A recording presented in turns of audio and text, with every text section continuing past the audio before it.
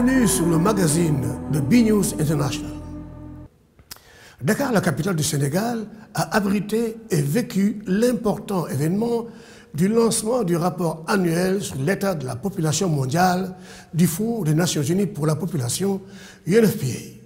L'état de la population mondiale analyse les évolutions et les tendances de la population mondiale en opérant une recherche approfondie sur les régions, les pays et les groupes de population spécifiques. Le rapport étudie et analyse aussi les défis auxquels ces groupes font face.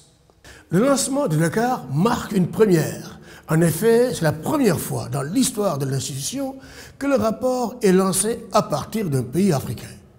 Autre point marquant, Dr Natalia Kanem, secrétaire générale adjointe des Nations Unies et directrice exécutive de l'UNFPA, a fait le déplacement sur Dakar pour l'événement. Madame Argentina Matavel, directrice régionale de l'UNFPA pour l'Afrique de l'Ouest et du Centre, a accueilli les invités et les participants en marquant l'importance du choix du Sénégal.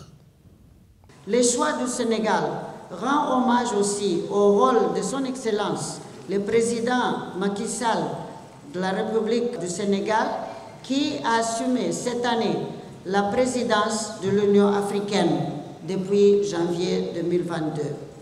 À travers le Sénégal, c'est tout le continent qui est ainsi honoré. C'est pour moi l'occasion de traduire notre profonde reconnaissance à son Excellence le Président Macky Sall et à son gouvernement, ici représenté aujourd'hui par son Excellence Madame la Ministre de la Femme, de la Famille et de la Protection de l'Enfant et de Monsieur le Ministre de l'Économie, qui ont bien voulu accepter de parrainer cette cérémonie de lancement du rapport annuel sur l'état de la population 2022. Madame Matavel a par la suite mis l'accent sur le thème de cette année, comprendre l'imperceptible, agir pour résoudre la crise oubliée des grossesses non intentionnelles. Les problèmes de grossesse non intentionnelle constituent en effet une priorité mondiale de plus en plus sérieuse pour l'autonomisation de la femme, le maintien de la fille à l'école, la participation de la femme au marché de l'emploi et finalement le développement de nos sociétés. Et il exige de nous des actions immédiates et concertées de notre part. Madame Yiguet Bokpe Nyakadja, secrétaire exécutive de l'Institut national de la femme au Bénin, a présenté le rapport sur l'état de la population mondiale. Avons-nous une idée des coûts intergénérationnels incalculables supportés par les femmes, les filles, les familles, les communautés, les pays et le monde du fait des grossesses non planifiées? Une charge énorme qui pèse sur les femmes et les filles.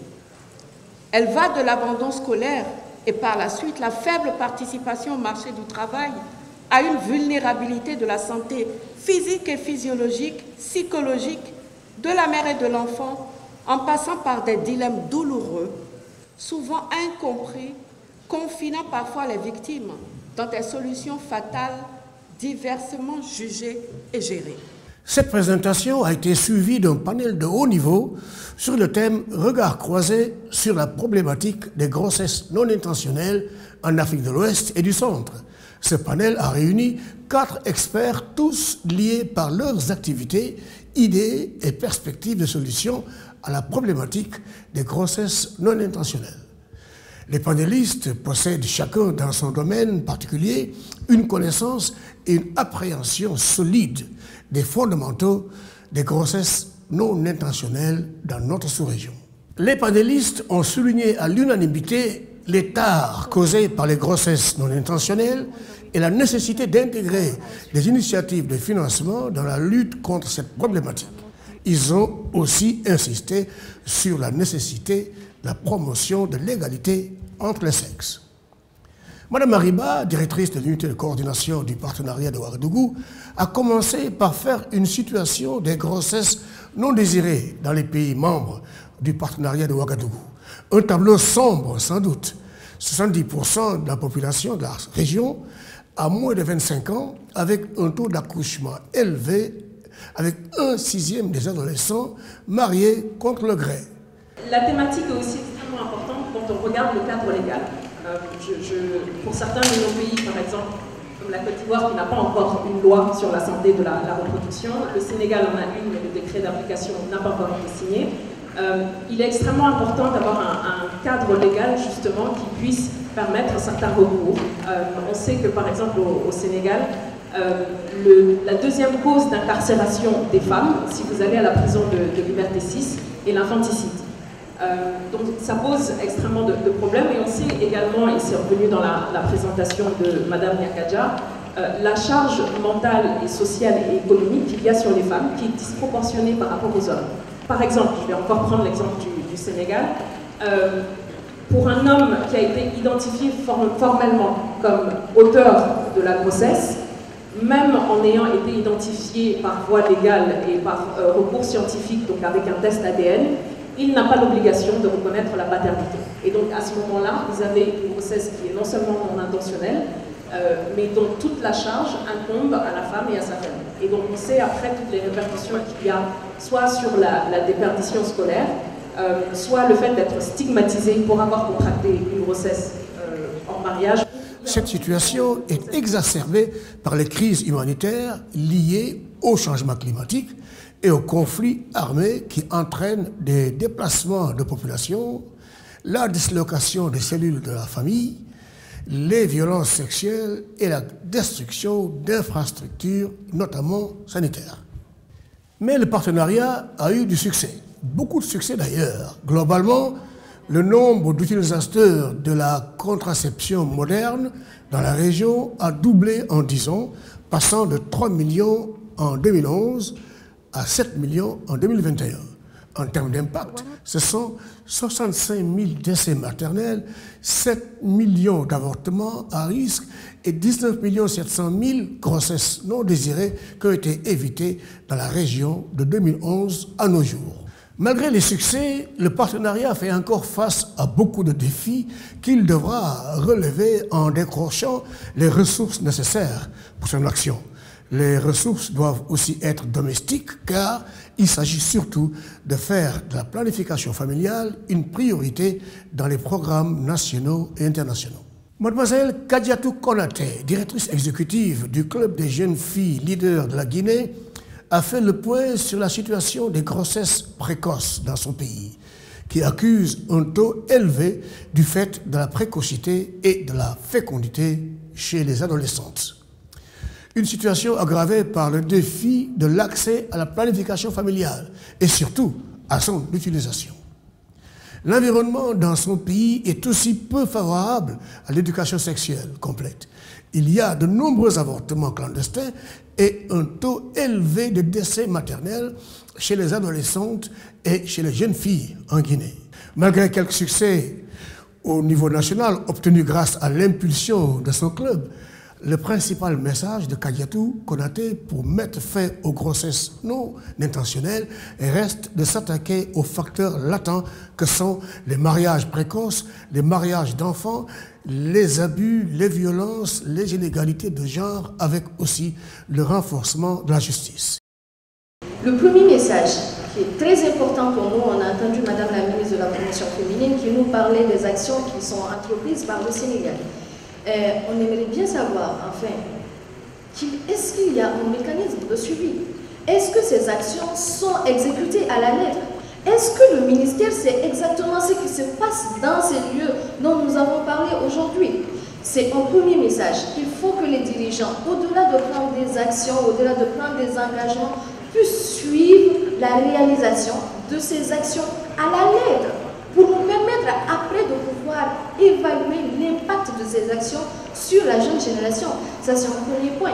Le second point qui est très important, c'est que ces derniers temps, on a compris qu'il y a des choses qui sont en train vraiment de s'améliorer, notamment l'implication des jeunes dans l'exécution, mais aussi en tant que partenaire sur les initiatives qui nous concernent. C'est très bien, vous avez compris que les questions qui nous concernent, vous ne pouvez pas avoir d'impact sans autant nous associer comme il le faut. Donc il faut continuer à nous associer dans l'exercice des actions.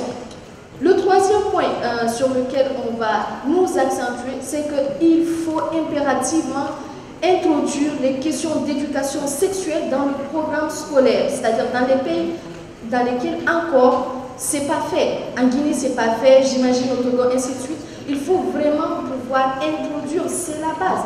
Et l'autre aspect, le dernier aspect, c'est s'assurer que l'accès à l'information et aux produits contraceptifs soit effectif dans tous les pays. Ça, c'est valable et pour les dirigeants et pour les partenaires au développement, parce que c'est avec ça que nous pourrons mettre en œuvre les recommandations effectuées par les jeunes. M. Abdeldaïm Abdoulaye Ousmane, secrétaire général du Conseil supérieur des affaires islamiques du Tchad, a commencé par insister sur le fait que l'islam ne s'oppose pas à la santé de la reproduction. L'islam, comme l'Église, deviennent les gardiens du bien-être social lorsque la vie humaine est en jeu. En tant que leader islamique au Tchad, sa position est que les grossesses non intentionnelles sont un frein à la santé des femmes, par conséquent un frein au développement. Au Tchad, son organisation a développé des initiatives pour briser les barrières religieuses à la planification familiale. Les membres du Conseil supérieur des affaires islamiques qu'il dirige ont opéré un véritable transfert de technologie à leur retour d'un voyage en Indonésie en organisant un atelier de plaidoyer et de sensibilisation sur la planification familiale qui a réuni 450 leaders musulmans. Ils ont vulgarisé l'interdiction du mariage des enfants qui a été d'ailleurs promulguée par le président de la République. Tout ça se passe dans 2 versets coraniques. Parce qu'il y a beaucoup de croyants qui lisent le Coran, mais ils ne savent pas la vérité ou le sens de ces 2 versets coraniques. Nous avons sur la sourate Al-Baqarah, la vache, verset 233, et aussi les sourates Al-Ahqaf, verset 15, qui parle de la planification familiale. Le verset 233 de sourate Al-Baqarah, qui parle de l'allaitement, qui est 24. La femme qui veut allaiter son enfant 24 mois. Et dans le verset de Surat Al-Ahqaf, dit وصينا الإنسان بوالديه إحسانا حملته أمه كرها ووضعته كرها وحمله وفصاله 30 شهرا. Et ce verset parle de l'allaitement et de la grossesse. La grossesse en islam, c'est 6 mois. Si aujourd'hui, vous prenez votre femme, vous consommez le mariage, après 6 mois, l'enfant est là. C'est accepté. Et quand vous prenez l'allaitement de 24 mois, qui fait 24 plus 6 de grossesse, qui est 30. Mais les femmes, dans l'habitude, elles donnent l'enfant à 9 mois. Quand vous prenez 30 mois plus 33 mois de 9 mois, qui fait 33 mois.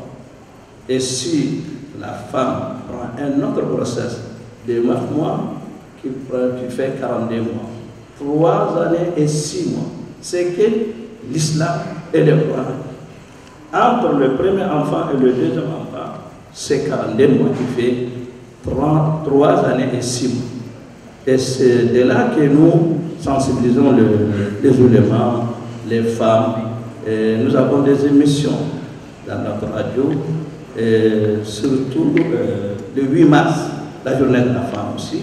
Nous on parle à travers l'ONAMA, la télévision tchadienne, et à la radio nationale, et tous les radios privées, nous parlons de la sensibilisation, de la planification familiale, et beaucoup de musulmans ont connu. Et aujourd'hui, il y a un autre problème. La femme veut planifier et l'homme ne veut pas planifier. Et là, parfois, ils viennent chez nous, dans notre palais de la justice, et nous on donne la raison à la femme. Parce que l'islam dit ça, parce que beaucoup de gens ne savaient même pas que l'islam a planifié.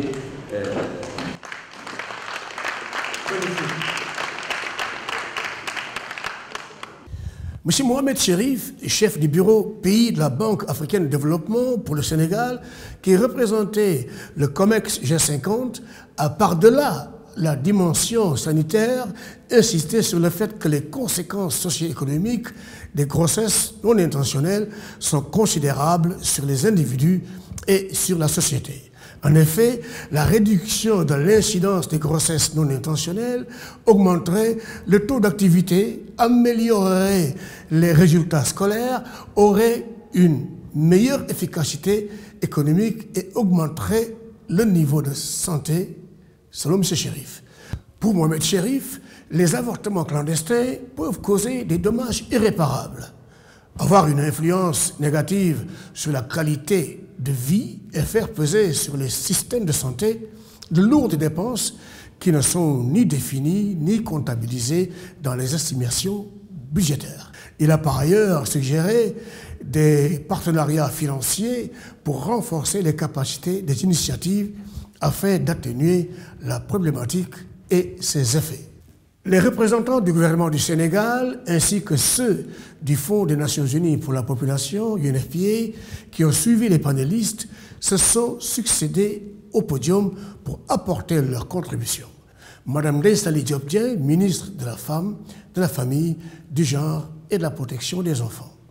À ce point de mon propos, je voudrais renouveler mes remerciements à l'UNFPA pour son soutien à l'initiative pertinente et concluante qui a considérablement contribué à la réduction des grossesses précoces et des mariages forcés dans les régions de Tambacounda et de Kolda. Dans l'espoir que cette initiative passera à l'échelle, dans le cadre du projet Suède qui vient d'intégrer notre pays, le gouvernement entend poursuivre ses efforts pour renforcer la protection des femmes et des filles et les processus de leur autonomisation en vue de la capture du dividende démographique. Madame la directrice exécutive, parlant du projet Suède, je voudrais, au nom du chef de l'État et de toutes les femmes sénégalaises, particulièrement les jeunes adolescentes, principales bénéficiaires du projet, vous réitérer à vous et à la Banque mondiale notre profonde gratitude d'avoir intégré le Sénégal dans cette initiative qui articule de façon harmonieuse l'autonomisation de la femme et dividende démographique au Sahel. Je confonds bien entendu dans cette expression Madame la directrice régionale et Madame la représentante de l'UNFPA au Sénégal pour la fructueuse collaboration qu'elle entretient avec mon département et plus généralement l'ensemble des membres du gouvernement. Je remercie les panélistes pour les précieux éclairages qu'ils vont nous apporter dans la lecture et l'exploitation des informations contenues dans le rapport qui sera lancé aujourd'hui. Je vous souhaite à toutes et à tous une excellente session et vous remercie de votre attention. Monsieur Amadou Hott, ministre de l'économie, du plan et de la coopération, qui représentait M. Macky Sall, président du Sénégal et président en exercice de l'Union africaine, a marqué l'urgence d'agir. Les grossesses non désirées constituent une préoccupation majeure pour l'ensemble des sociétés. La récurrence de ces grossesses et leurs conséquences, notamment sur l'avortement clandestin, l'infanticide, l'abandon des bébés, la déscolarisation des filles et la mortalité maternelle, constituent une grave atteinte aux droits des femmes. Mesdames, Messieurs, selon l'OMS, chaque année, un nombre de 80 millions de grossesses non désirées dans le monde, ce qui occasionne 45 millions d'interruptions volontaires de grossesse, entraînant 70 000 décès, dont 97% enregistrés dans les pays en développement. L'ampleur du phénomène dicte l'urgence d'agir au niveau de nos États en prenant les mesures idoines de prévention dans le cadre d'une approche pragmatique, holistique et intégrée. Dans cette perspective, il me semble essentiel que toutes les femmes et jeunes filles aient accès à l'éducation, à l'information et à des services de santé de qualité. Des témoignages ont suivi. On pouvait en même temps profiter de l'occasion pour sensibiliser les parents, Mais en même temps aussi, on a profité de l'occasion pour sensibiliser même les autorités qui étaient sur place. La jeune troupe de théâtre Avenir de la banlieue s'est produite sur un sketch de sensibilisation sur les grossesses non intentionnelles, avant de souhaiter la bienvenue au docteur Natalia Kanem, secrétaire générale adjointe des Nations Unies et directrice exécutive de UNFPA, qui a procédé au lancement du rapport sur l'état de la population mondiale 2022 de UNFPA à Dakar. Mesdames et messieurs, bienvenue à ce grand rendez-vous. Madame la directrice exécutive de l'UNFPA, docteur Natalia Kanem, welcome, bienvenue, Dalal Adjam.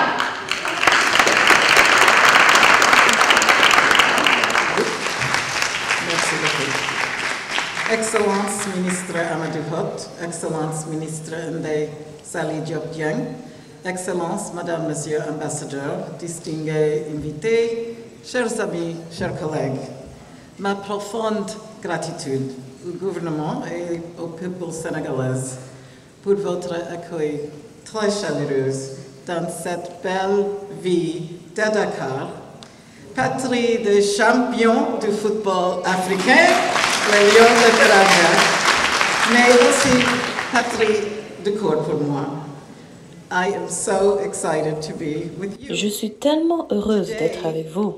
Aujourd'hui, nous lançons le rapport phare de l'UNFPA intitulé « État de la population mondiale 2022 ». Comprendre l'imperceptible. Agir pour résoudre la crise oubliée des grossesses non intentionnelles. Le rapport révèle que près de la moitié de toutes les grossesses dans ce monde ne sont pas désirées. Près de la moitié, c'est-à-dire 121 millions de grossesses chaque année. Pour la femme touchée, le choix reproductif qui change le plus la vie, que ce soit de tomber enceinte ou non, n'est pas un choix du tout. Dans notre monde d'aujourd'hui, les données disponibles révèlent que près d'un quart de toutes les femmes sont incapables de dire non au sexe. Près d'un quart sont incapables de prendre des décisions concernant leurs propres soins de santé. Les grossesses non intentionnelles ont un coût pour les femmes et les filles, pour leur famille et pour la société. Le rapport tire la sonnette d'alarme sur le fait que trop souvent, les grossesses non intentionnelles entraînent des avortements à risque, une cause majeure de décès maternel et sont liées à une moins bonne santé, à une éducation perdue, à une perte de revenus et à des difficultés familiales accrues. Les femmes et les filles marginalisées, en particulier celles qui vivent dans la pauvreté, sont confrontées à des risques croissants. Quelqu'un comme Mamoussou en Sierra Leone cherchait désespérément à poursuivre ses études. Un homme plus âgé a promis de payer ses frais de scolarité, ce qu'elle a accepté. Seulement, il l'a mise enceinte à 14 ans et les conséquences ont été rapides. Elle a été blâmée, elle a perdu tout soutien. Elle a été rejetée par sa communauté. Oui, l'histoire de Mamoussou nous montre qu'une grossesse non désirée peut être un problème personnel qui perturbe des vies et des avenirs. Pourtant, c'est aussi une question de développement qui a un impact sur les systèmes de santé et le bien-être de toute la société. Rappelons-nous que les effets dévastateurs, les effets d'entraînement de la pauvreté écrasante ne s'arrêtent pas aux portes de cette fille, ni à la frontière de son pays. Nous en devenons tous plus pauvres. Le développement mondial est menacé pour cela. Les grossesses non intentionnelles sont fortement corrélées à l'inégalité entre les sexes et à un développement socio-économique plus faible. Les grossesses non intentionnelles coûtent des milliards de dollars, augmentent les dépenses du système de santé et affectent la prospérité des générations futures. Les filles et les femmes ont le droit de décider quand et si elles veulent tomber enceintes et avec qui avoir un enfant. Travaillons ensemble, main dans la main, pour faire de la grossesse une aspiration et non une fatalité. Merci beaucoup, cher Jacqueline. Thank you. Adelante. Dr Kanem a par la suite fait face à la presse. De nombreux invités, membres du gouvernement, des agences des Nations Unies, du corps diplomatique, du secteur privé, de la société civile, du Sénégal et de la sous-région ont assisté à ce lancement. Cette rencontre, le lancement mondial sur l'état de la population édition 2022, est historique dans la mesure où c'est la première fois qu'il y a un lancement dans un pays en développement, dans le continent africain. Et pour cela, il faut saluer le leadership de la secrétaire générale adjointe des Nations Unies, le docteur Natalia Kanem, qui au sein du système des Nations Unies a toujours fait ressortir la perspective des pays en développement, la perspective de l'Afrique et de la diaspora dans le système des objectifs de développement durable. Donc c'est une grande journée et il faut saluer aussi le leadership du Sénégal, les progrès qui sont réalisés par le Sénégal dans ce domaine. Voilà, c'est la fin de ce magazine spécial du journal de B-News International. Merci de l'avoir suivi. Au revoir.